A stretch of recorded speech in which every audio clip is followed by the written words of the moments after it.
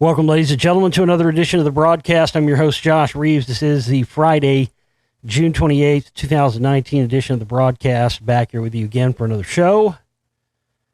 We got a big jam-packed and exciting bunch of fucking crazy-ass news for you here on the show tonight. Just like you like it. So we'll be doing my best to get into all that for you here. Before we get started, I want to tell you about some of the new upgraded and updated perk packages we have in the campaign page right now for our operating cost fundraiser for the month. This is our operating cost fundraising week and weekend. What I'm going to do is, we don't have any more questions today. Unfortunately, we didn't get any more contributions with questions, but we'd like you to send those in, and I'll tell you about the different perk packages in just a minute. Since the last day of our fundraiser falls on Monday, and I don't usually do shows on the weekend, but I want to get everybody's questions in, and I want to get everybody's contributions in so we can reach 100% of our operating cost goal and stay alive and not go under here, right? You know, a week before my birthday and whatever, and right a week before I'm getting close to having Spellcasters 2, or at least some of it out. And I really enjoyed doing the question thing. We did it before, and we've done it again now. I'd like to get more in. It is a fun thing to do and quite enjoyable. So, but unfortunately, I don't have any today to get into with you, or I would do that, and we'll get into news and all that. But we have some upgraded perk packages in the on the campaign page now, so check those out when you get ready to make your contribution. I'll run through these real quick for you. Because I originally just had like 3, so these have been upgraded, updated with new stuff. Donate $100 or more, you obviously get to ask a question, but on top of that, you also get 5 downloads of your choice from the film and audiobook download store. Now, to me, the next one, to me, the $200 one is the best perk, I think. There's ones higher than that. But the $200 one, you get to ask a question, and you get a download of the complete collection box set in the download shop, which has everything that I've put out in it. And you get that in one complete download collection for $200. So that's $175 just for the complete collection download. So contribute $200 between now and Monday.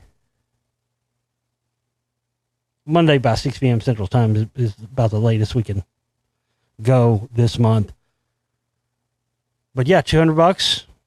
Contribute $200.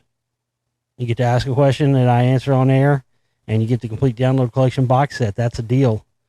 And so what I'm going to do is, since we don't have any today, I'm going to as long as we continue to get contributions in with questions, I'll continue to do shows over the weekend answering those questions. So this is an incentive for you to contribute if you never have before, or you've been waiting to, because if you contribute and we get, enough people contributing at the $100 level and the $200 level, then we'll ensure that I'll be able to have content to do shows. I'll do shows tomorrow.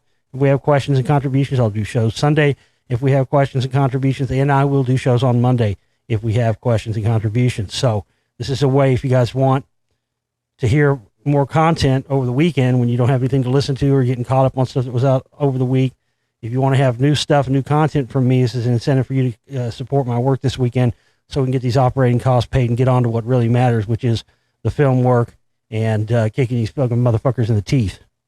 The next level one we have is $600 or more. Contribute $600, you get the full collection box set. You get to ask a question. I should have put that on there, but that goes without saying. Anything over 100, you get to ask a question. So $600 level. If you come at that level, you get the full collection download. You get the question on air, and you get a 15-minute Skype audio session with yours truly. If you contribute $1,000, you get all the above, the full collection download from the store. You can ask more than one question, whatever you want to do on the show. And you also get a 30-minute Skype audio session with yours truly. So those are all the perks. Again, we've got to reach 100% of our operating cost goal. No later than Monday at 6 p.m. Central Standard Time. And I want to get more of your questions in. I really do enjoy doing that. It's a lot of fun. The one that we did the other night got a lot of response. The one with the, everybody's been calling that show the butt stuff show. I think it's fucking hilarious. The butt stuff. Hey, I'm not kidding you. I'm getting messages from people. Hey, man, I really enjoyed the butt stuff show the other day. It's greatness. That show will now officially be forever known as the Butt Stuff Show. Coming this summer from a Global Reality and Josh Reeves Productions presents Butt Stuff, the movie. You thought it was over. You thought you could get away cleanly. You were wrong. So, yeah, butt stuff. Everybody was liking that. I got a lot of comments about the Butt Stuff Show.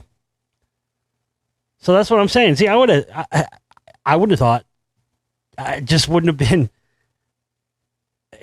one that I would have brought up. You know what I mean? But he asked me about it, and I had boom, there it was. I mean, I had the info. I could talk about it. That's cool, man. That's awesome. So I want to get more of that in. And, yeah, if you want to ask me about a band, too, the guy that asked me about Ween, you can ask me about a band. You want to ask me about a particular movie, you want me to give you my full breakdown on a particular movie or a particular album or a band or whatever, you can do that, too. Whatever. It can be whatever in the realm of, music, movies, whatever's in my wheelhouse, this, stuff. So, again, if everybody participates, we'll be able to have shows throughout the weekend and have content for shows throughout the weekend. And on top of that, be able to do what we're setting out to do here, which is to keep this thing alive, keep this thing going.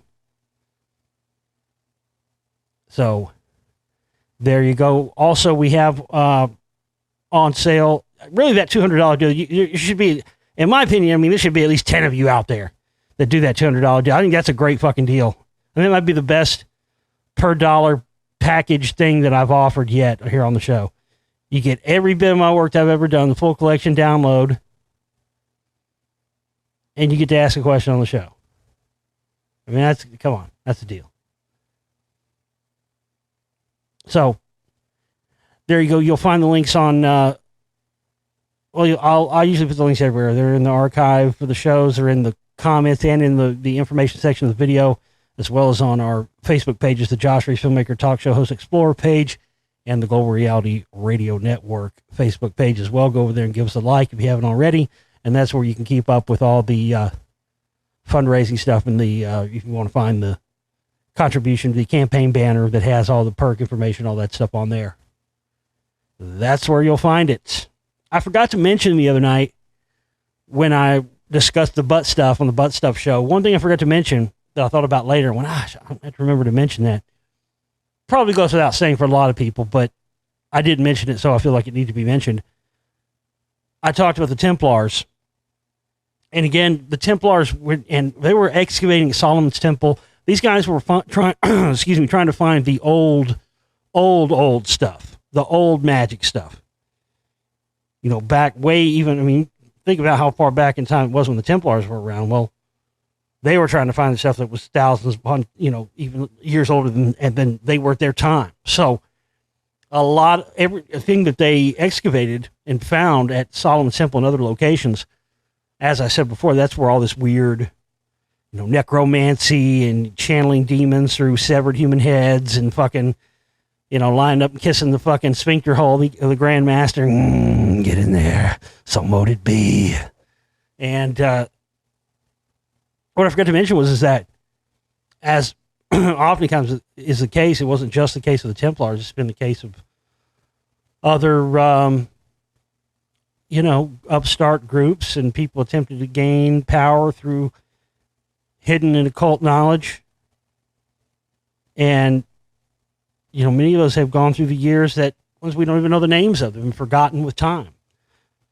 But every time, who is it that comes in and shuts these groups down? It's the Catholic Church every time.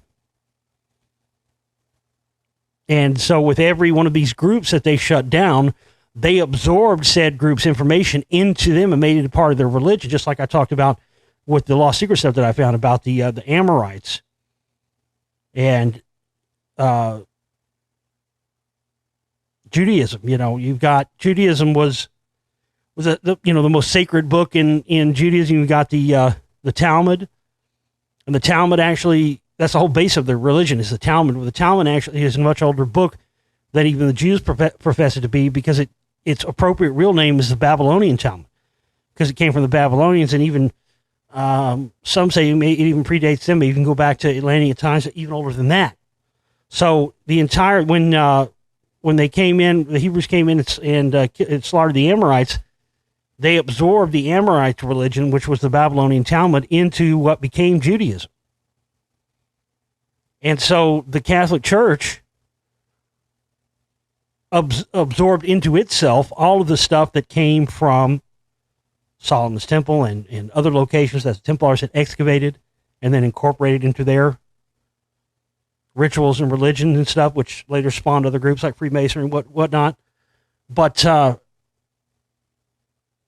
this explains, ladies and gentlemen, people always ask, when they're talking about the Catholic Church and it's specifically the pedophile priests and all that stuff, that's where all that stuff came from. That's where the whole kissing of the Grand Master's anus and all that stuff, that's how that came into the Catholic Church, was through what they absorbed from the Templars when they wiped them out.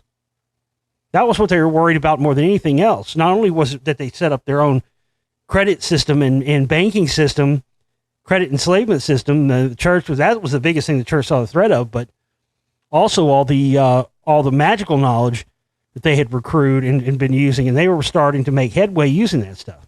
I mean, why do you think it is that Catholic priests are the only ones that are qualified to do exorcisms, the only ones that are qualified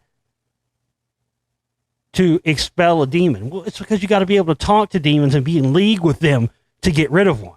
I mean, you know what he ever says? Hey, get a fucking Presbyterian pastor on the phone. We got little Bobby's fucking getting PI'd over here. You know what I'm saying? It's always going to be a Catholic priest. Why is it? Because those are the motherfuckers that commune with, they're in that world. It's sick, man. It's fucking sick shit. And the Catholic Church is evil masquerading as divinity. It's sick. It's fucking sick. And that's what it is. And I don't say that because it's my opinion. I say that because I've studied this stuff for many years, specifically religions, tracing them back to their origins, trying to see where the origins and origination of all this stuff came from. That's what originally led me to all of the Sumerian stuff and the Anunnaki stuff, in combination with finding out about the rock wall.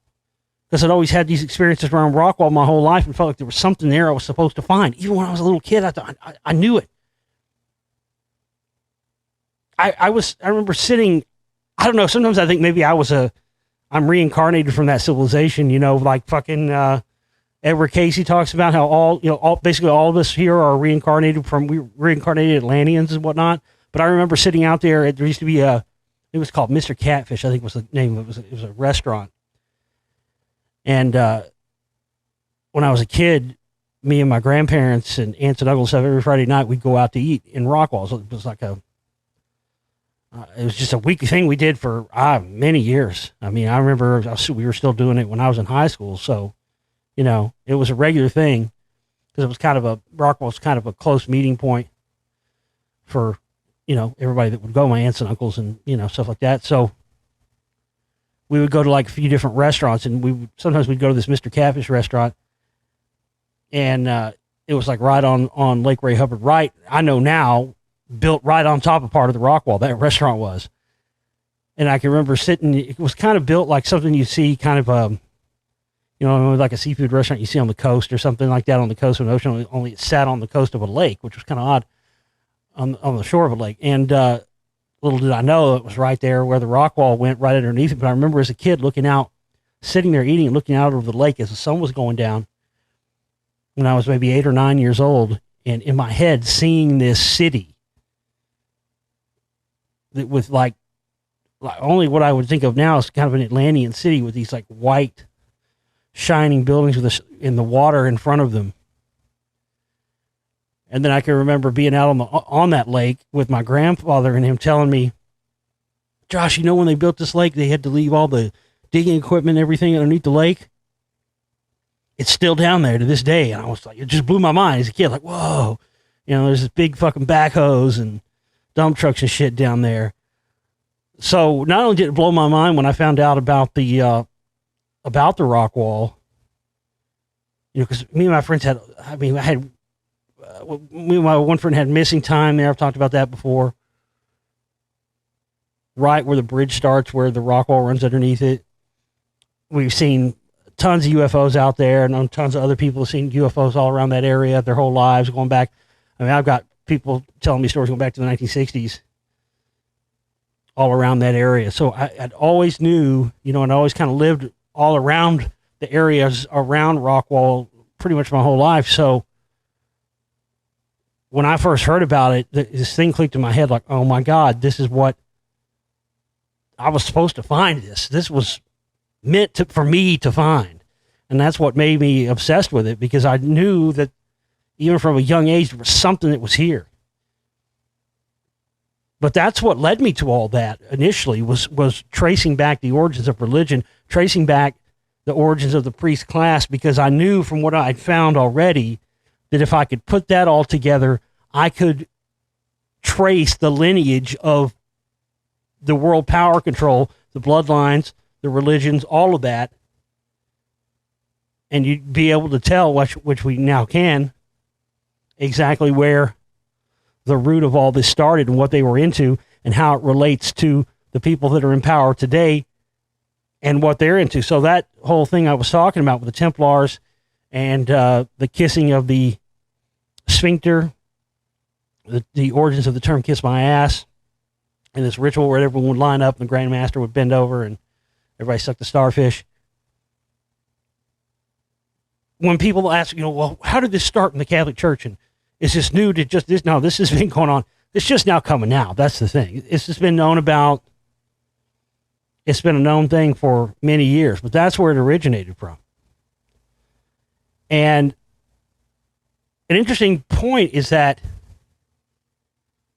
it doesn't seem to me that the Catholic Church started out as an evil organization. I don't know. There might be other people out there who've already put this together, and maybe I just haven't heard about it, and I apologize. But from my years of research, that's what I've come to the conclusion of. They didn't start out as an evil. This happened over time as they accumulated this knowledge, such as the aforementioned stuff from the Templars. They were acquiring it under the guise of it was a threat to the Catholic Church, just like Galileo's telescope they felt was a threat to the Catholic Church. But little did they know what they were absorbing into their own selves that had come from these much older sources from the original civilizations on Earth. And who knows where they came from there, from the beyond, probably, possibly even other dimensions. This is where, when they started to absorb this stuff into their religion, where the evil elements and aspects of it started to come in. Because it's only after a certain period of time that you start hearing about stuff like exorcisms. It's only after a certain period of time we start hearing about the molestation stuff and all the rest of it. I mean, that's why they've gained so much power, and that's why they're concealing so much knowledge from the general public. People often talk about what the governments of the world are hiding, and myself included, but you have to understand that the governments of the world work in tandem with the Catholic Church, and that's why people always say, oh, well, the government can't keep secrets. They wouldn't be able to keep that covered up. Well, that's why they farm this stuff out to the real secretive stuff is like, you know, stuff like they find at Area 51, stuff like that. It's all like contractors, defense contractors and stuff, who are really keeping the secrets when it comes to that kind of stuff. The government knows that. I mean, they have compartmentalization. They have that. They have classification. You have classified documents. You have classified material, eyes only stuff, top secret. And there are plenty of people who are just regular everyday civilians who work for these defense contractors that have the same type of high security clearance as someone who is an employee of the CIA, even though they are themselves not an employee of the CIA. And that's how they ensure that they keep this up, because they get people with, NDAs. They can get people with, when you've got, say, it's much more easy for them to keep the stuff compartmentalized when it's not fully within the control of the government itself, because even the government knows the government can't do, it can't be secret about everything properly. So that's where a lot of that comes from. But man, it is fascinating stuff to look at the origins of this stuff and seeing how these different organizations, especially the Catholic Church, doing all this stuff under the guise of what's best for mankind, yet this absorption of all this knowledge and all this information that they were trying to keep from the people under the guise of keeping the people safe from evil, that absorption turned them into an evil organization, and largely, for the most part, not everybody knows it. But I can tell you, man, that if there is, I don't know. I just think if there is an afterlife and there is something better, and I do believe there are other dimensions and that we're multidimensional beings in these 5-sense reality meat suits. I don't think the way to get there is through the Catholic Church. I mean, not at this point. I mean, go back and read some of this stuff about about people who had sainthood and who got saint. I mean, these are not bullshit stories. You go, there's reports of people that knew they could float, levitate, fly around. At one point, when people were becoming saints, they were becoming like superhuman beings. And I think as the evil stuff infiltrated its way in, all of that stuff where you're creating, people who are actual saints, people who were again superhuman, almost like the X-Men or something. That had to be suppressed in order for world order to be achieved.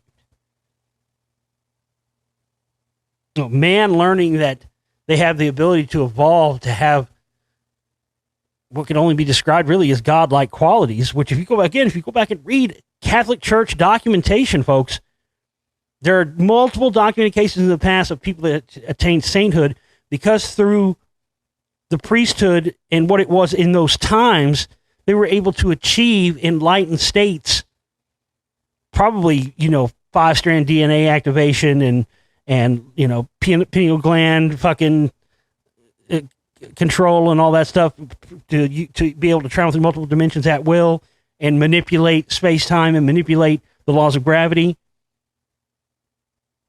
Go back and read the early Catholic Church documents. There's all kinds of stuff on the early saints where they had once they attained sainthood, they had superhuman powers in this reality, not in the afterlife.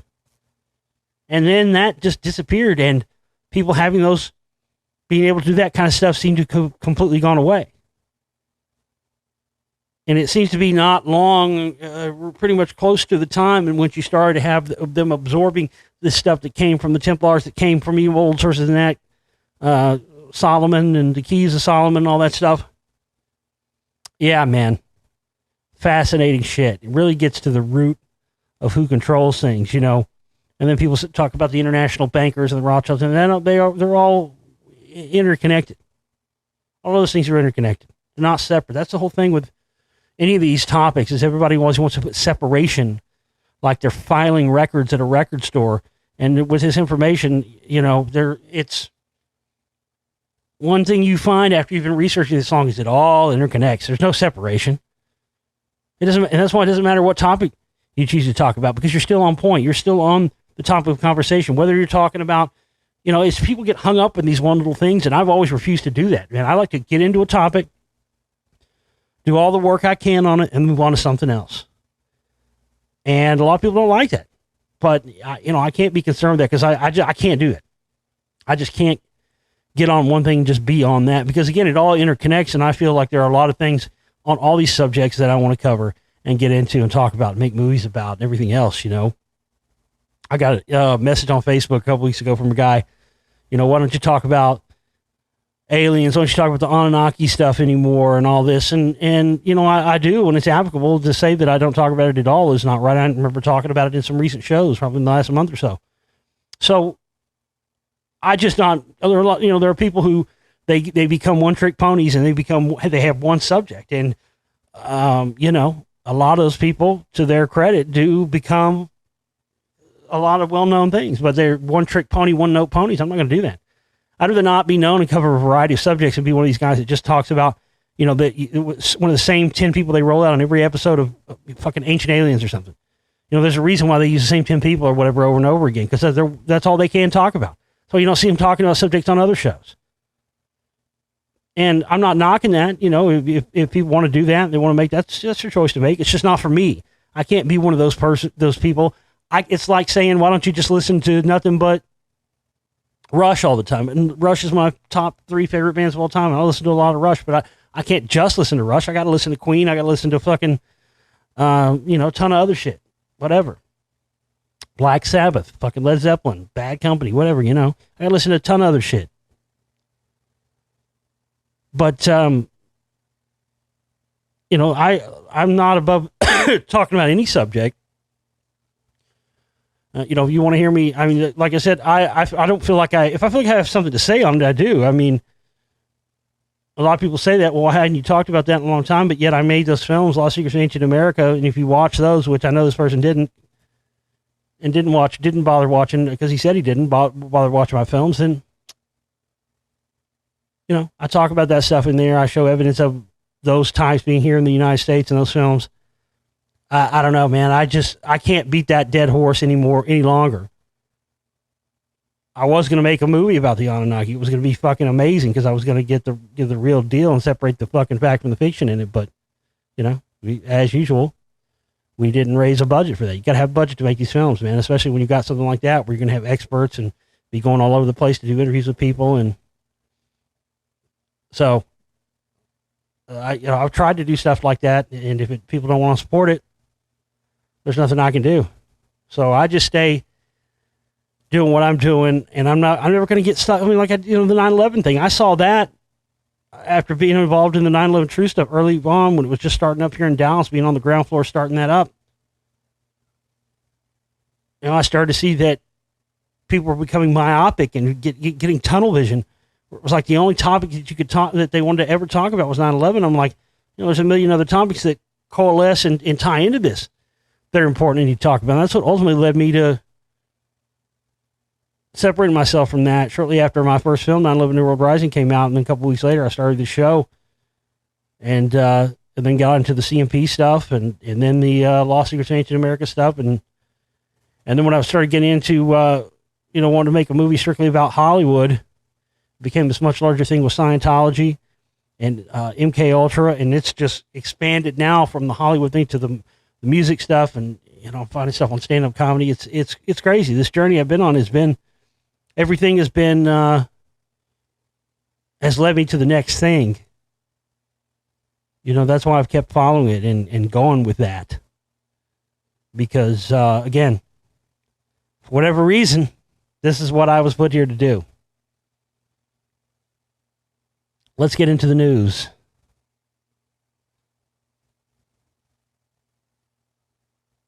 Where are we starting at? Where is it?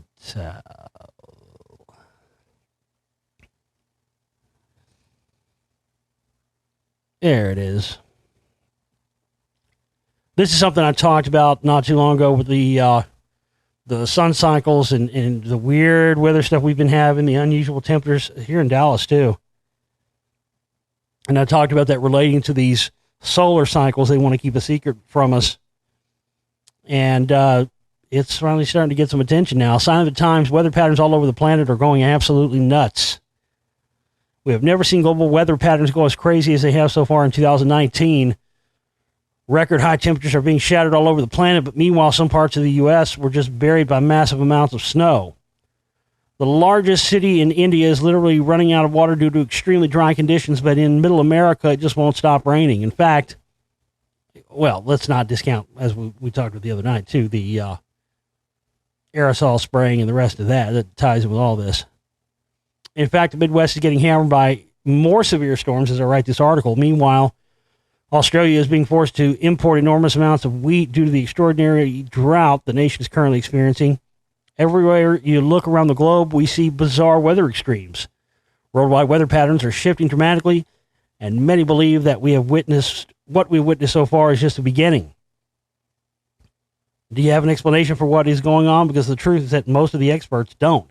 Right, because again, as I've talked about before, there's, these people are still coming from their academic standpoints. They're coming strictly from what their academic textbooks tell them, and they're not coming from somebody like me from a researcher's aspect, just like what I've talked about and told you about the stuff that's going on in the Dominican Republic. And we got more to talk about on that on the show tonight.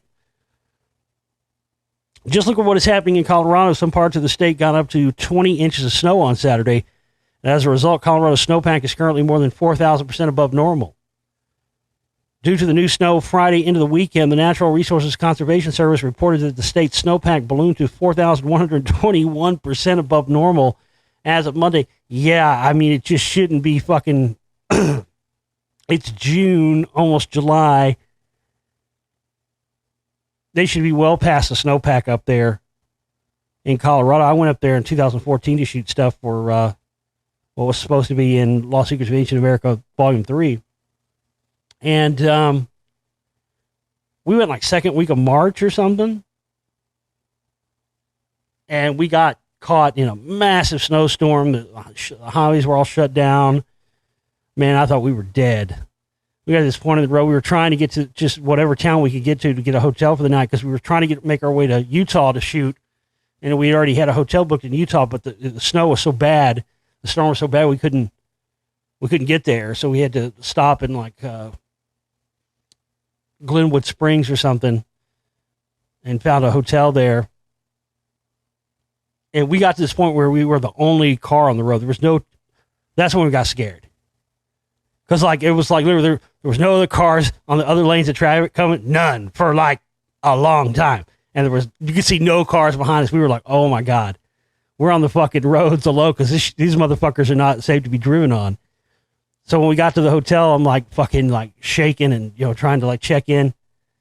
And the lady behind the desk is like, she had like the TV on behind her and stuff. She's like, oh my gosh, did you guys hear about this terrible storm that's happening? And I go, lady, we were in that terrible storm that's happening. She's like, oh my God. She's like, you guys, I mean, she couldn't believe it. She lived in Colorado. She couldn't even fucking believe there were humans out in that. It was nuts. And that was the second week of March. So you're talking about it's almost July, and they got 4,121% more snow than normal. That's insane. But again, solar minimum. That's why they quit using the term global warming and started using climate change instead. Because the data came in that, just like they were talking about it back in the 1970s, they were talking about it. In Search Of with Leonard Nimoy. In the 2000s, we'd be heading in, that's what they said back in the 70s. In the 2000s, we'd be heading into a solar minimum, into a mini ice age. After the weekend blanket of white, the scenes in the high country west of Denver resembled midwinter. Enough snow fell to close roads, while many ski areas reported accumulation. More than 4.6 million people live in the city of Chennai, India, thanks to a drought that never seems to end. The main reservoirs that normally supply that city with water are rapidly going dry. So what do you do when you have millions of people that need water, but you don't have any to give to them? Well, blah, blah, blah. This has no info on what we're supposed to be talking about here, which is why this is happening. Why no mention of the solar minimum. No mention of the lack of sunspots, nothing. These articles are fucking worthless. I'm not going to sit here and read all this. This is bullshit.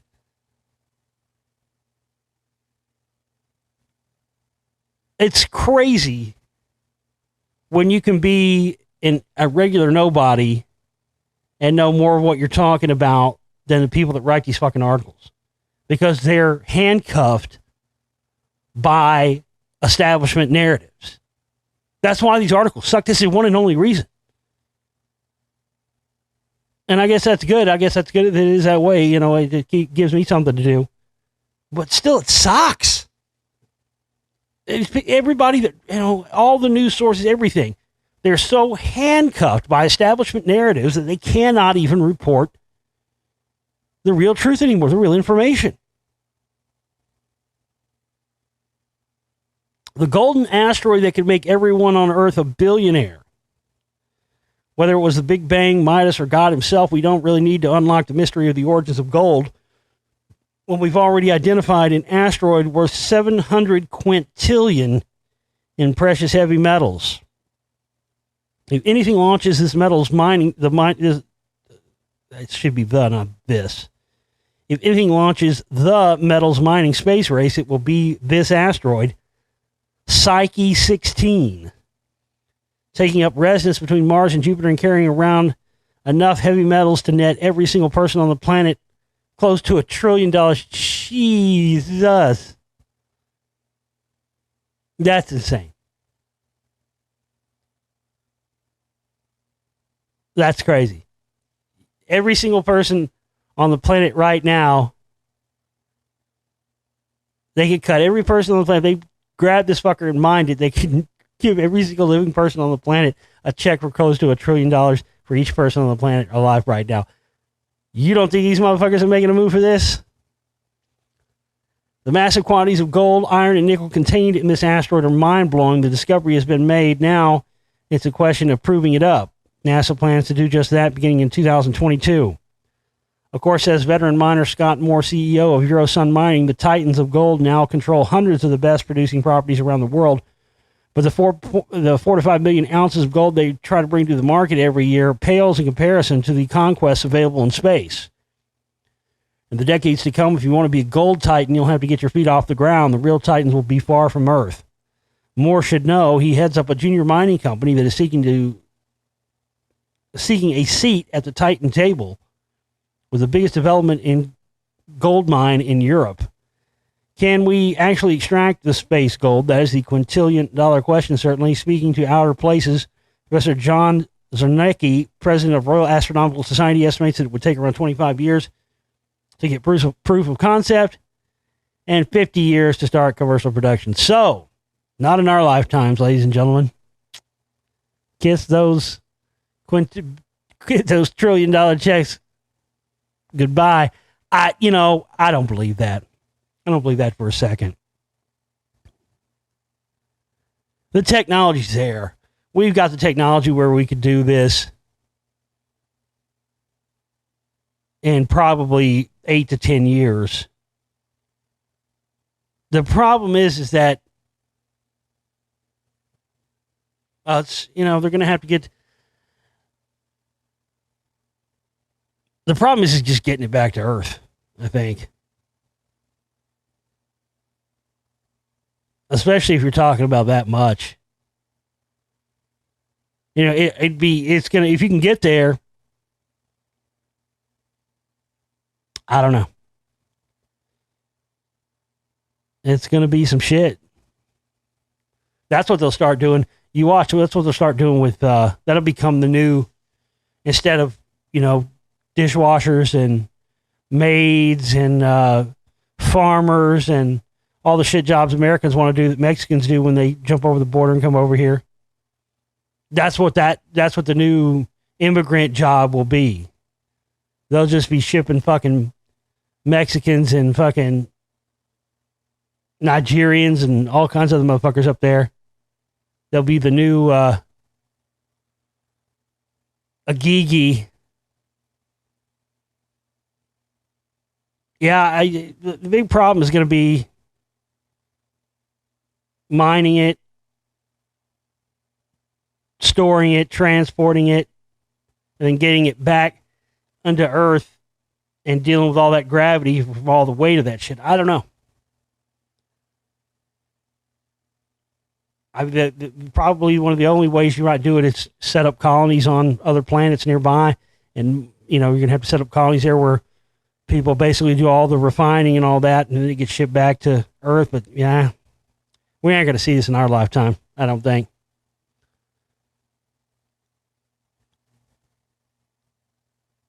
This is interesting. I hadn't heard about this. I'm not sure how long it's going on. I just saw this today. Apparently some sort of new lawsuit going on against the Church of Scientology. You guys heard about this? What the Scientology lawsuit means for celeb members like Tom Cruise and John Travolta. A shocking lawsuit filed against the Church of Scientology earlier this month by an ex-Scientologist threatens to shake the church to its very core. According to Us Weekly, former member Jane Doe, oh, that's an original name, lady. She's even to remain anonymous, filed a lawsuit against the Church of Scientology on June 18th, which included several allegations of abuse, kidnapping, and human trafficking. What's unclear in this initial stage is whether the lawsuit has the potential to implicate any or all of the church celebrity members and involve them in future legal proceedings should the case move forward. Per Us Weekly, Doe's lawsuit filed against both the Church of Scientology and its leader, David Miscavige, includes a wide range of allegations relating to truly egregious behavior: kidnapping, human trafficking, stalking, libel, slander, invasion of privacy, and intentional infliction of emotional distress, all included in the lawsuit. Well, that sounds like their MO right there. I mean, that's all of the above. They've been accused of all of the above many times. The lawsuit notes that the Church of Scientology presents a fake aid to the outside world to disguise what in reality is nothing more than a cult built on mind control. I mean, case dismissed, Your Honor. I mean, no further questions. That sums it up right there. That's actually exactly what it is. I'm shocked and appalled that someone actually fucking used that terminology in an actual lawsuit, in an actual court, in the actual United States of America against actual Scientology. I'm shocked. That's the first time I've actually seen that terminology used in a lawsuit, and that's exactly what it is. And that, again, that's not my opinion. That's what my research, I didn't give a fuck about Scientology for a long time. Didn't think it was important. And then I started finding all this other connections to all this other stuff and finding connections specifically to people involved with, that were being presented as so-called truth tellers and conspiracy people. Just all the stuff I covered in volume 1 of the Spellcasters. But finding out that, the MK Ultra manuals and the Dianetics and all that stuff, they're virtually one and the same. That's exactly what it is. It's a cult built on mind control, 100%. The Church of Scientology has already responded to the filing with an official statement shooting down all the allegations. Of course, when are they ever going to say, oh, yeah, well, yeah, there might be something to that? Fuck no. Again, that's part of the charade. That's part of the game. They never, ever admit that they ever do anything wrong, ever. And have ever done anything wrong, ever. There is never an admission of guilt on the part of the Church of Scientology in any way, shape, or form.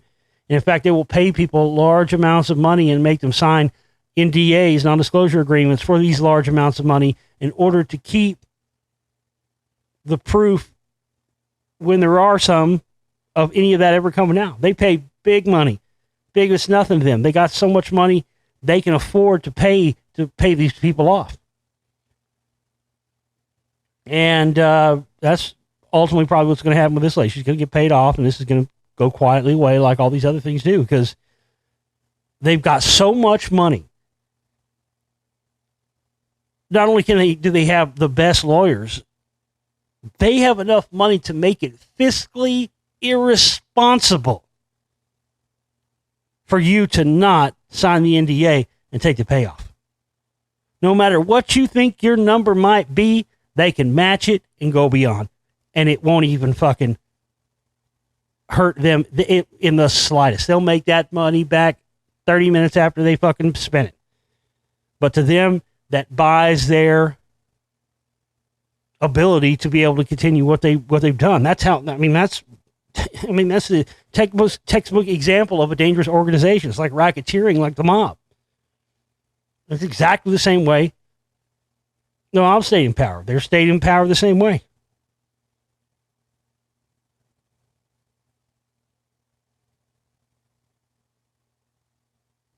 Experts speaking to Us Weekly weighed in, noting that the church has been in a bit of a crisis mode lately, and this lawsuit could knock it down even further. This is all, like I told you before, all the stuff, the Leo Ramini stuff, all these documentaries coming out, like I told you before, All this stuff this is a controlled descent.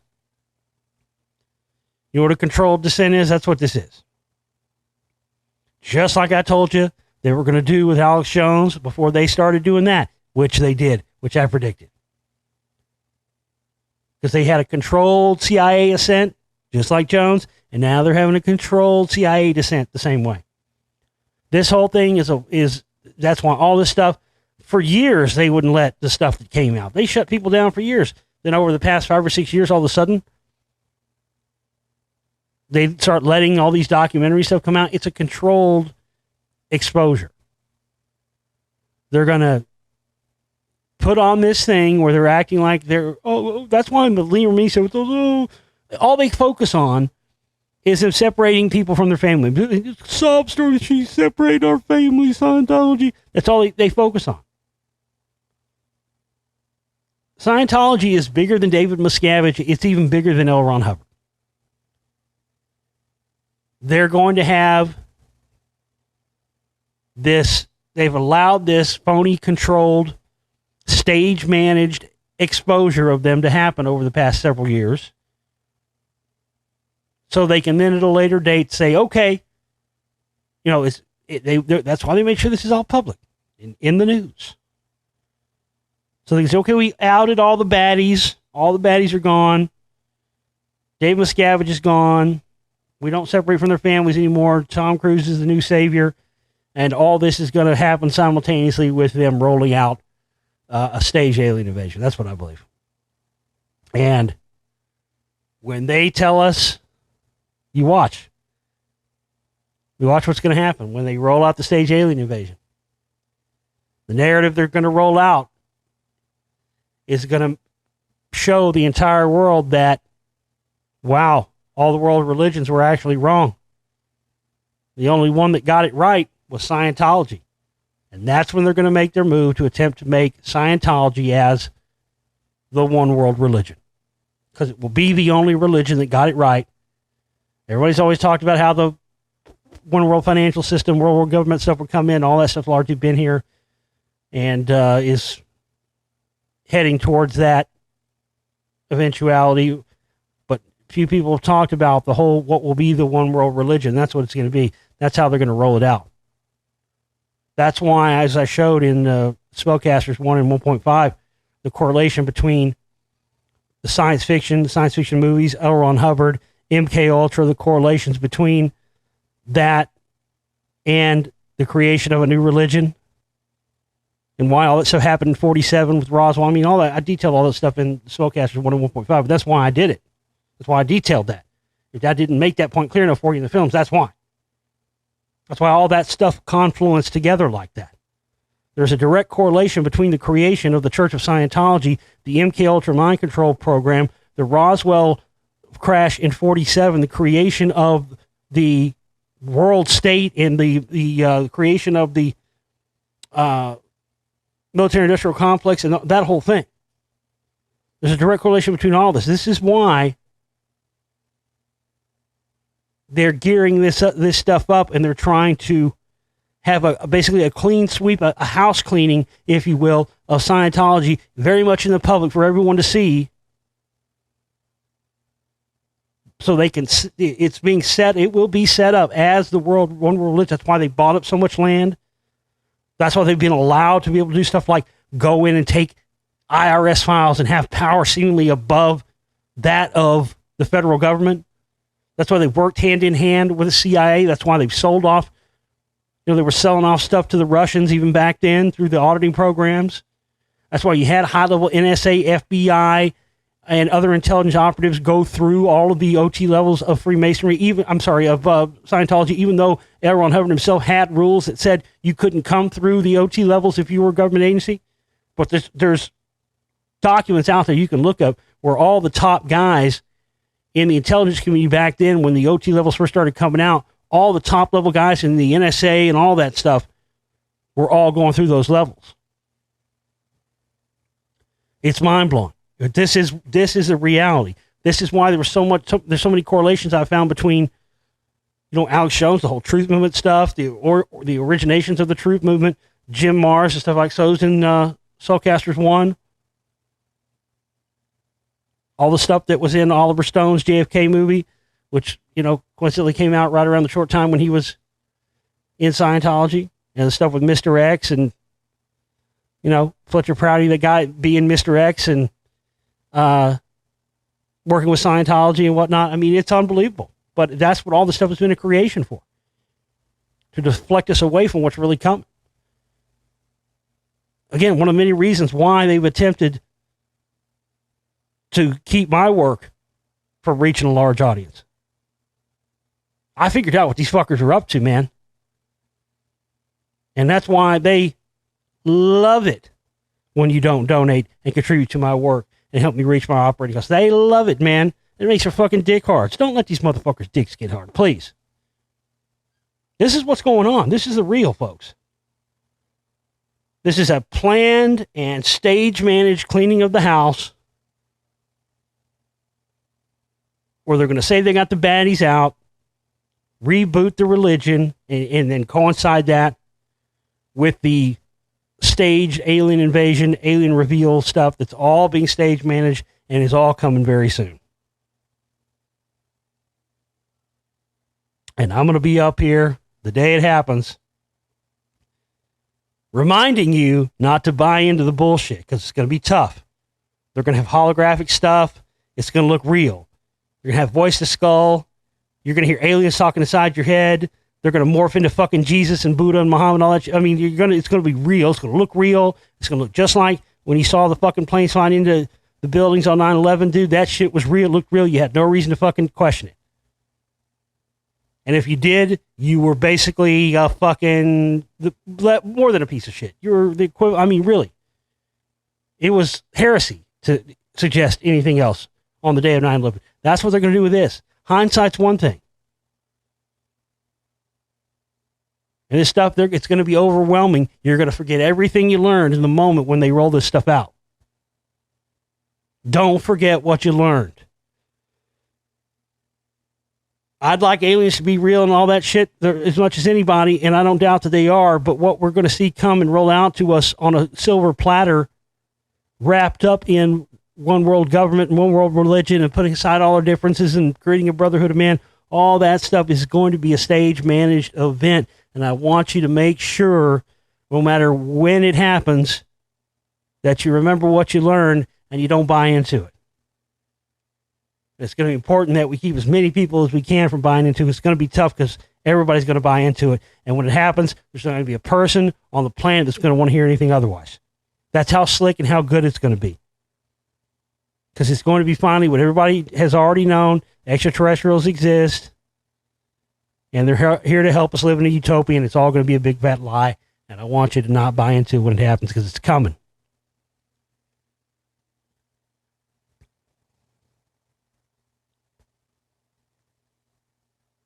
The gnawing anxiety of having an algorithm as a boss. This is like a boring article. Sometimes these titles are good, and then you read the article, like, I'm not going to fucking sit here and read this. This is written by a hack. Yeah. I mean, haven't we already established that? Having something unhuman being your boss and giving you orders, yeah, that's going to suck on all fronts. Robots to take 20 million jobs, worsening inequality. Robots are expected to take over some 20 million manufacturing jobs worldwide by 2030, extending a trend of worsening social inequality while boosting overall economic output. The forecast set to be released Wednesday highlights growing concerns that automation and robots, while offering economic benefits, are disproportionately killing low-skilled jobs, just like I talked about, aggravating social and economic distress. First, they're going to, I'm telling you, that's what's going to happen. Y'all need to make some motherfucking robots that know how to process rare earth metals and some motherfucking robots that know how to mine asteroids made of gold or whatever and ship that shit back. Why don't you work on those kind of robots? I'd rather have those robots than a robot that can make me a fucking Big Mac, okay? I'm happy with fucking Jorge or Wanda making my fucking Big Mac right now, all right? Having a robot making fucking Big Macs and fucking, all that shit and dropping fries, that doesn't impress me. Having a fucking robot that can fulfill my Amazon order, I mean, come on. Get them shits up there and start fucking mining some gold. Get them $1 trillion checks going for us. Can we have that, please? Can you imagine what chaos would happen on Earth if tomorrow everybody got $1 trillion check on the planet? You know how much chaos would happen?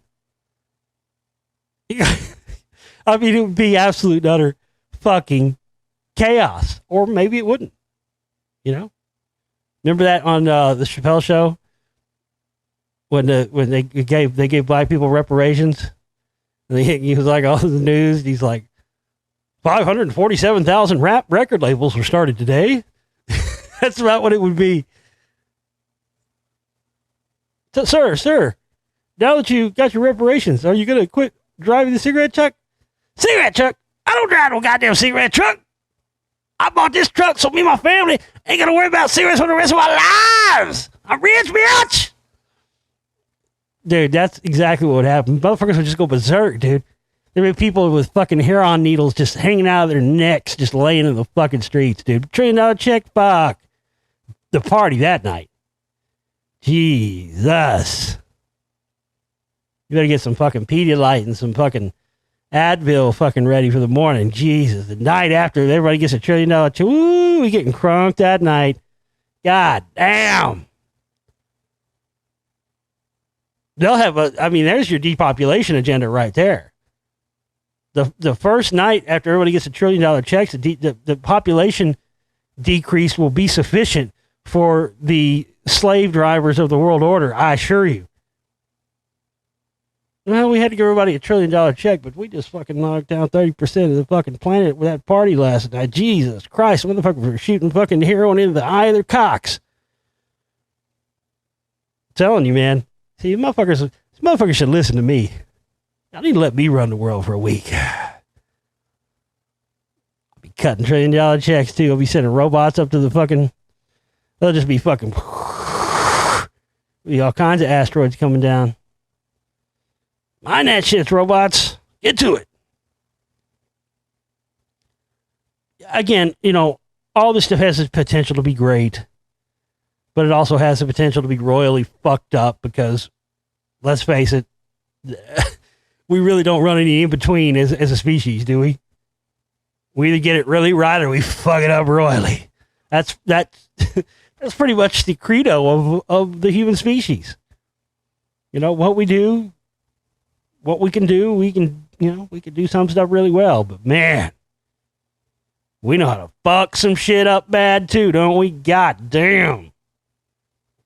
So with any of this technology, whether it's AI or robots or anything else, it's all going to be, what we're able to achieve and whether or not it's going to be progress or not is going to be dependent on what we choose to use this technology and use these robots for.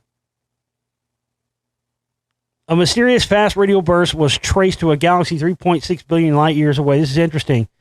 To a trinary system, a 3-star system. Yeah, this is very interesting. I think that all of this stuff, all these stories, all this stuff coming out, the naval people, the Tic Tac UFOs. Listen, I think this is all leading up to it. These are the little signs. It's just like before 9/11 happened. There was all kinds of little signs and signals that people weren't really paying attention. But if you go back and look with the value of hindsight, you could see, even looking at news stories, they were basically telling us this was about to happen.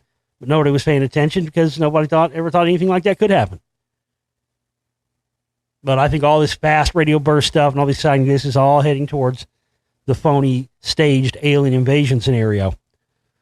For the first time, a single burst of cosmic radio waves has been traced to its point of origin. In this case, a galaxy about 3.6 billion light years from Earth. These radio bursts are only millisecond-long radio flashes, and such rapid bursts themselves aren't rare in space, but finding out where they came from is incredibly difficult. People love to believe that they're from advanced extraterrestrial civilizations, and this hypothesis hasn't been ruled out entirely by researchers at Breakthrough Listen, a scientific research program dedicated to finding evidence of intelligent life in the universe. I always think that's hilarious when you hear about these things like SETI and stuff like that. I mean, these guys, again, these are other organizations whose lifeblood is provided by organizations that are only judging everything against establishment narratives. And it's funny is when you think with something like the search for extraterrestrial life, or in this case, whatever this group is, the breakthrough list in a scientific research program dedicated to finding evidence, right there, their first sentence out of their mouth, people love to believe that they're from an advanced extraterrestrial civilization. They're always the first ones to poo-poo it. You ever notice that? You think they would be the ones going home going, this is it. This could be it. This might be it. Holy shit, we got a blip here. We got a bite here. This could be it. You're not saying 100% that's it, but, you're showing a little enthusiasm that, whoa, this is, because this is an abnormal thing. It's not like this is a common type of fast burst radio wave. So, I always try, these guys, these guys are not interested in really finding evidence of advanced extraterrestrial civilization. They're funding and they're designed to detect things so they can keep them a secret. That's really what it's about.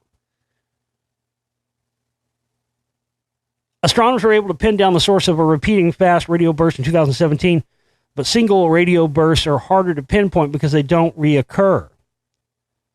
The single radio burst, dubbed FRB 18924, was discovered by the Australian Square Kilometre Array Pathfinder Radio Telescope, or ASCAP, in Western Australia. Three of the largest telescopes around the world, Keck, Gemini South, and the European Southern Observatory's Very Large Telescope, were able to image the burst. The findings of this observation were published Thursday in the journal Science. Fast radio bursts, often referred to as FRBs, were first discovered by astronomers in 2007. The quest to discover more radio bursts since then has uncovered 85, including a couple that repeat from the same location. This is the big breakthrough that the field has been waiting for since astronomers discovered fast radio bursts, said Keith Bannister, lead study author and principal research engineer at Australia's National Science Agency. Because the bursts are so short and hard to track, Bannister's team found a way to freeze and save collected data by the Australian Square Kilometre Array Pathfinder in a fraction of a second after the telescope detects a burst. Data from the detection was used to create a map showing the point of origin. The burst came from a galaxy about the size of our own, 3.6 billion light years away. It's on the outskirts of that galaxy. If we were to stand on the moon and look down at the Earth with this precision, we would be able to tell not only which city the burst came from, but which postcode and even which city block.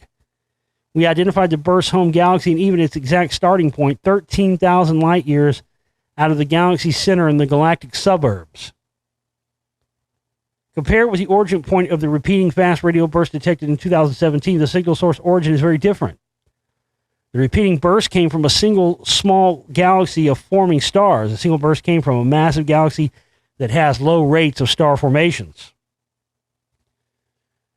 This suggests that fast radio bursts can be produced in a variety of environments, or that seemingly one-off bursts detected so far by ASCAP are generated by a different mechanism to the repeater.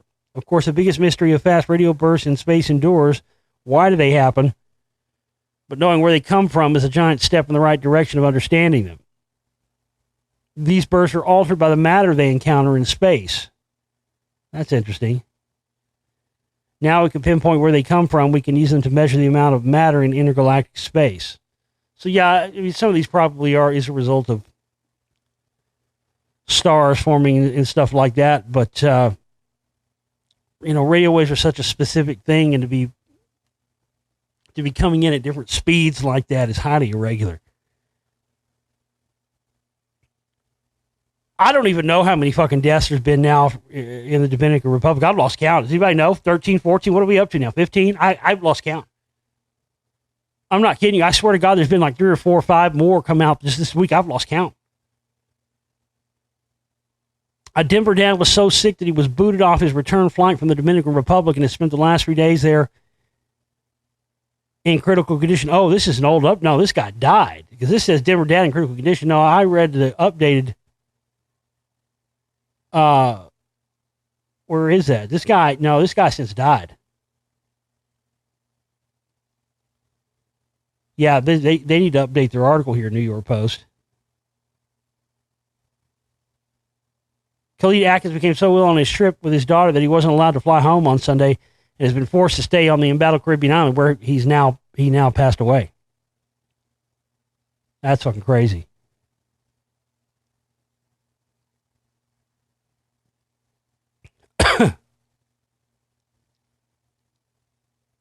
Canadian woman who says she fell critically ill on Dominican Republic vacation says doctor flagged possible poisoning. I'm telling y'all. I've been telling you. Gelsamine. You need to get those toxicology tests to specifically look for gelsamine, Gelsamine. Comes from a specific jasmine plant that just happens to be found in the Dominican Republic. And it's a great and loved, undetectable heart attack weapon. Really. That's what it is. That's what y'all need to be checking for. A Canadian woman who stayed at the Bahia Principe Resort in the Dominican Republic in 2016, they're going even farther back now, alleged that she fell critically ill after being exposed to a strong chemical odor in her room and that she has battled multiple health problems ever since. Tina Hamill told CNN in an interview that the smell in her room at the Grand Bahia Principe Punta Cana Resort woke her and her husband from a nap. It was so strong that I was burning and coughing. It was very upsetting. She told CNN, adding that she was moved to another room, which made no difference. See? Just like I predicted. Somebody who's putting that stuff all the way across the board, they're putting it in with the pesticides is what they're doing. Hamill said that her symptoms quickly worsened, sending her into convulsions. I remember my muscles, my hands, all turned in, and my legs came up. I was just spasming, and I lost consciousness. Yeah, that's what this is, gelsamine. It's perfect because it causes all the symptoms, but doesn't leave. If you just go and do, standard testing and whatnot, you're not going to find any trace of this. It's going to look like natural causes. Hamill's one of several people who have come forward to tell reporters about having fallen ill, sometimes requiring hospitalization while at a resort in the Dominican Republic. Many said they were prompted to tell their stories after reading about a rash of U.S. tourist deaths on the island, which Dominican authorities attribute to natural causes. The State Department has confirmed the deaths of nearly a dozen U.S. citizens whose families brought the cases to light and voiced doubts about Dominican authorities' insistence on citing natural causes. All but one visitor died in the last 18 months. 3 deaths in May and 1 occurred last year occurred at resorts owned by Bahia Principe. All 4 U.S. tourists died in their rooms after suddenly falling critically ill. 2 of the tourists were said to have died shortly after consuming a beverage from the room's minibar. A Maryland couple who died May 30th were found dead by a hotel employee who went to the room after they'd failed to check out. Meanwhile, a Colorado couple has filed a lawsuit against the resort company, which is based in Spain, alleging that they fell ill because of pesticides while staying at one of its hotels last year. Their description of a strong smell in their room and the onset of illness bears similarities to what Hamill claims to have experienced. Hamill's condition deteriorated so much, CNN reported, that she was rushed to a hospital in the Dominican Republic and kept there for 4 days. CNN reported that Hamill's medical records from the hospital documented lesions on her lung. Man, I'm telling y'all, that's what this shit is. After the couple returned home to Ontario, CNN reported doctors told her that she may have been poisoned by something, there you go, in the Dominican Republic. I've never had a breathing problem before. I've never had asthma. I never smoked. We were all healthy. Her husband, John, said my wife is still having a hard time basically breathing, staying alive. She just kept having these convulsions. They just kept sticking needles into her. You don't want to lose anybody, especially your wife and children. There was nothing you could do. Yvonne Alcantara, who handles public relations for the Bahia Principe hotels and resort chain, a total scumbag, I might add, told Fox News on Wednesday that the resorts are safe and that he is confident in investigations into some of the deaths, including those of the Maryland couple and a Pennsylvania woman who died in her room at the Bahia Principe resort just 5 days before they did, by Dominican authorities, and the FBI will support that natural causes conclusion. Dana Barr, professional at Emory University Rollins School of Public Health, told the New York Times that the death of the Maryland couple in the same room at nearly the same time is so extraordinary that something such as a poisoning by pesticides, for example, could explain it. But the problem is there isn't any pesticides that are going to be untraceable in an autopsy. They're not looking in the right spot here. Gelsamine, you have to test specifically for it. If you don't specifically for it, test for gelsamine. It is not going to show up in a toxicology exam. Please listen to this. Somebody. All it's going to take is one person, one family to test specifically for this, and it's going to blow this whole thing open. The Colorado couple said they opted to file suit after the resort denied their request that they name the chemicals used in their gardening or refund their money. Some of the earlier cases did seem to be consistent with organophosphate poisoning. The Times quoted Barr saying Barr said pesticides or other chemicals sprayed in a room or in an area. Well, here's the thing. It's, if this stuff was just normal, I saw another story. I don't know if I've got it up here, but I saw another story today where now the Dominican Republic officials say, well, it's the water. It's like, people know when you go to Mexico, right? You're not supposed to drink the water. So that's what it is. These people are just drinking the water. Nice try, asshat. How many fucking decades have people been going to the Dominican Republic on vacation? It's never been a problem before until now. It's just the kind of shit that just preys on the public's stupidity and the public to just accept whatever officials tell, just like when we accept whatever the government tells us. Same thing that's going on down there. Somebody's doing this with intent. And like I said, it seems to be revenge for Trump pulling his fucking resorts out down there and costing them potentially billions of dollars in revenues, joining up with his venture. As soon as we came back in the room, we noticed it smelled like somebody had dumped paint everywhere. We were drooling excessively. My eyes would not stop watering. That night, we both woke up soaked in sweat at like 4 a.m, and kind of terrified. We booked a flight home before the sun came up. They said that once they were back in the U.S., a doctor diagnosed likely organophosphate poisoning, referring to pesticides. Null speculated that the chemicals are used on plants around the property. Honest believe that the truth needs to be told. This sounds way too similar at the same resort. Alcantara refused to comment on Hamill's account of falling sick at the resort. So many people are coming forward with allegations. Did she sue like the couple from Colorado? We're not going to address every single story that people tell about getting sick at these hotels. We'll address them in a legal arena when someone sues like the Colorado couple did. The litigation process will try to find if there was negligence on the part of the hotel, and then a judge would have to make a decision. The FBI is running toxicology tests at its Virginia Research Center on blood samples from the Maryland couple Edward Holmes, 63, and Cynthia Day, 39, and the Pennsylvania woman Miranda Shop Warner, 41. The FBI has also sent a small team to the Dominican Republic. Dominican authorities told Fox News they had tested food, beverages, pool water, and air conditioning in the resorts where people have died. Dominican Ministry of Public Health spokesman Carlos Suero told Fox News everything tested negative, but on Thursday, Minister Francisco Javier Garcia told Fox News that the results were not yet known. Again, if you're using their toxicological tests that are not looking for this specific alkaloid, which is gelsamine, synthesized from the jasmine flower found there in the Dominican Republic, you're not going to find it. It makes it look like natural causes. That's why it's a great assassination thing to use.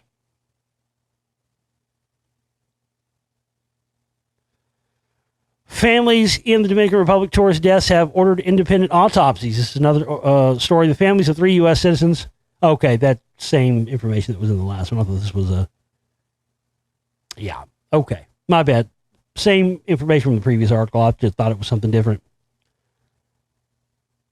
I talked about a couple of shows ago when we got close to the having a conflict with Iran. I talked about Trump's ego. This story actually does confirm that they, just like I said, he's got all those war hawks in there that are fucking trying to get him to do this. Which really is, if we want to get down to it, one of the many reasons why this guy was allowed to be elected, why they wanted this guy in, because they thought, he'd be easy to push into war. But like I said, they underestimated that Trump ego, man. That's the only thing that's kept us out of this. But even Trump is saying now,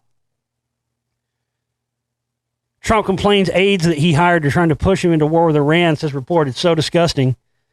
Donald Trump has reportedly complained that his closest advisors want to push us into war with Iran following his decision to cancel military strikes against the Islamic Republic. These people want to push us into war. It's so disgusting. The U.S. president said in his inner circle of aides, we don't need any more wars. I'll launch a war against Iran when I goddamn well feel like it. I don't give two shits about what the Democrats say. We need to lock up Hillary anyway. If you fuck with me, I'll strap her to a rocket and fire that at Iran. But I'll launch a goddamn war when I feel like it. Nobody's going to tell me when I'm going to launch a war. You can see my hands right now, the way my hands are moving, with my fingers extended and moving out. No one's going to get me into a war unless I want to be in a fucking war. You got me? I'll bomb every fucking Arab back to the fucking Stone Age, but I'm going to do it on my time. My war. Okay? Play that fucking Black Flag song, My War. Listen to that. That's the Trump theme song. It's my war, baby. Yeah, I told you, man, that ego. I'm telling you. Yeah, here's the updated story for what I was talking about earlier. Colorado man dies. Now, the previous article just said that he they kicked him off the plane. No, he since died. It's sad. Well, I mean, they probably didn't know if he was, he might have been foaming green at the mouth like some of these other people were. They may have thought he had fucking Ebola or some shit. You can't fly if you got fucking Ebola or some kind of fucking crazy thing. Everybody didn't know. Khalid Atkins loved the Dominican Republic so much that he planned to retire there one day. The Denver father, too, did, in fact, spend his last days in that Caribbean country, but it was not the way he planned it. Atkins, 46, died Tuesday at a Santo Domingo hospital just days after suddenly falling ill, marking the latest in a string of seemingly mysterious or unexpected deaths in the island nation in recent months. Yeah, listen, like I said, I'm hoping for the best in all this. I'm hoping they do start testing for gelsamine and they find that and we find out that's exactly what's going on here. But, I'm just afraid this is going to continue to be covered up and we're not going to ever find out the truth about what's going on with this,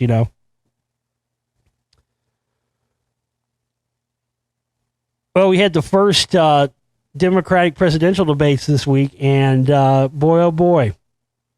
I know many of you have seen this now, but what did I tell you a few months ago? Who did I tell you about? Remember I told you about Tulsi Gabbard? And look what happened. They're saying that she won the debates. Her name was the most Googled. And what did I tell you? What did I also tell you? It wasn't just that I told you she was going to be, that I believe she's going to win the Democratic nomination. I told you that months ago when a lot of people still didn't even know who she was yet. But I also, if you remember back and listen to those shows, I also told you that you're going to start seeing some of these right-wingers and alt-writers and conspiracy type people and CMP type people supporting her too. And goddamn, if that hadn't already happened. WorldNet Daily, a CMP-controlled news outlet, admittedly. Patrick J. Buchanan, old CMP Patty B. Memo to Trump, trade John Bolton for Tulsi Gabbard. Pat Buchanan says Congresswoman would deliver foreign policy. Trump has not. So there it is. Shots fired, motherfuckers, just like I told you. I told you. They're going to be getting behind her, too, because you listen to the stuff that she talks about. I believe she's absolutely, well, she's CFR, but I believe she got that gray streak, which is synonymous with MK Ultra. Yeah, she's definitely a controlled plant, and she's definitely going to ascend to the highest levels, and it's a controlled ascent, just like I told you about the controlled descent. 100%, ladies and gentlemen. Just like when nobody saw Barack Obama coming out of nowhere. Everybody thought it was going to be Hillary, and here comes Barack Obama out of nowhere. Nobody was predicting that.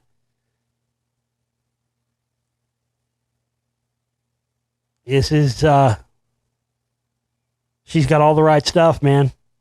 She says the right things. And this is, again, it's not hard when you look at these people's credentials to pick out who's going to be their controlled puppet to participate in the left-right puppet show that happens every 4 years. Yellowstone volcano about to erupt. National park rocked by 81 earthquakes. Well, the whole West Coast is having earthquake swarms right now. This could very well tie into the solar cycle stuff that I've been talking about as well. It's my theory that it does. And that's what floods and other cataclysms that we know have happened on the Earth cyclically through the years all coincide with these solar maximums, solar minimums. The Yellowstone volcano has been showing huge amounts of signs of activity in the past few weeks, with a staggering 81 earthquakes shaking the national park. Most of the tremors have been relatively small, with the largest registering as a 2 on the Richter scale. But some experts warn that sometimes the size of earthquakes is irrelevant, but the quantity of them could be more of a forewarning. Portland State University geology professor emeritus Scott Burns has said a spate of small tremors around a volcano usually signifies that magma and gases beneath the surface are beginning to navigate their exit. If you get swarms under a working volcano, the working hypothesis is that magma is moving up underneath there. However, others disagree about whether earthquake swarms near a volcano could be a sign of things to come. Jamie Farrell at the University of Utah in Salt Lake City believes that this is just a part of the natural cycle for the Yellowstone volcano, saying earthquake swarms are fairly common in Yellowstone. Yes, I would agree. However, it's not the only place in that part of the country where other earthquake storms are going on right now. You know what I mean? There's a lot. I think there was another one in New Zealand again recently. There's one in Japan, I believe. I mean, there's big earthquakes and strange things going on right now all over the planet that seem to, again, coincide with these various cyclical events of the sun, whether it be a magnetic pole shift or a solar minimum, solar maximum. If the Wyoming volcano were to erupt, an estimated 87,000 people would be killed immediately, and 2/3 of the United States would be immediately made uninhabitable. A large spew of ash into the atmosphere would block out sunlight and directly affect life beneath it, creating a nuclear winter. The massive eruption could be a staggering 6,000 times as powerful as the one from Washington's Mount St. Helens in 1980, which killed 57 people and deposited ash in 11 different states and 5 Canadian provinces. If the volcano explodes, a climate shift would ensue, as the volcano would spew massive amounts of sulfur dioxide into the atmosphere, which can form a sulfur aerosol that reflects and absorbs sunlight, which they've talked about doing with geoengineering and spraying chemtrails and all that. It's one of the things they've talked about doing is creating artificial volcanoes. And it wouldn't surprise me if these, compartmentalized, insane jackasses started floating the idea of, let's drop nukes into Yellowstone. Let's drop nukes into Mount Shasta and see if we can let's drop a fucking hydrogen bomb into Mount St. Helens to see if we can create the volcano effect to fight global warming. Who cares if we kill off half the population? Hell, it's better anyway. Sick stuff. Sick stuff. Well, that's all we got for tonight, ladies and gentlemen. Again, we've got until Monday evening to reach 100% of our operating cost goal. We need everybody to contribute. Go and check out those perks, man. Those are great deals. Everybody contributes $200. Between now and Monday, we'll get the full, complete download collection box set, plus a question for me to answer here on the show. Love to have you contribute before tomorrow afternoon, early evening, so that I could have some material to operate with for a show tomorrow. A couple of people coming in at larger levels too would be great too. We get maybe one person to come in at the, 2 people to come in at the 600, or one person to come in at the 1,000. That'd be great too. One person at 500, whatever combination. But help us stay alive and thrive and keep this going as I continue. I got to get back to work on Spellcasters 2 so I can stay on my schedule. And be sure to check out the previous shows that I've done in the past week or so too. I've really thought we've had some good info in there. I'll be back here with you tomorrow, folks. Let's get those contributions in. And again, you can also get your lifetime memberships to the archives to stay current with all the shows as they come out. We may not be here with YouTube going after conspiracy channels and truth channels and stuff. They could very well any day shut down our channel and we won't be there. And the only way to make sure that you still can get the show is to become a member of our archives. Hit the subscribe button on my website, theglobalreality.com. You can also find the links here in the comment section of YouTube, along with all the other links. You can get a 6-month, a 3-month, a year. You can get the lifetime membership that usually runs $500. They're on sale right now until Monday for $300. So get yourself one of those too if you haven't yet. We'll see you tomorrow, guys. I love you very much. Take care.